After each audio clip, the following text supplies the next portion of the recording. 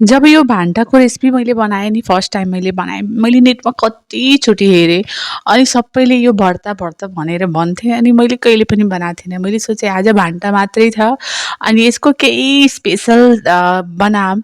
स्पेसलमा मेरो दिमागमा यही थियो कि यसको मैले भर्ता बनाउँछु किनभने मेरो तरकारीमा भान्टा मात्रै थियो।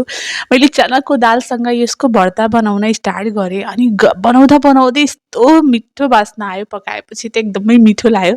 यसले बनाउन एकदमै सिम्पल छ। मैले नेटमा हेरेरै बनाएको थिएँ। फर्स्ट टाइम बनाउँदैछु। भान्टा र टमाटर, लसुन भान्टामा हालेर मैले त्यसलाई भुटिदिएँ ग्यासमा अनि भुटिसकेपछि त्यसको छिल्का निकालेर म्यास गरिदिएँ। त्यसपछि हरियो खुर्सानी रातो खुर्सानीलाई फुराएँ तोरीको तेलमा अनि फुरिसकेपछि त्यसमा मैले प्याज हालेँ, गरम मसाला, स्वादअनुसार नुन, थोरै चाट मसाला, थोरै रोस्टेड जिरा पाउडर हालेँ अनि यो म्यास गरेको टमाटर र भान्टाले हालेर धनियाँको पात हालेँ। दाल भातसँग एकदमै मिठो भयो।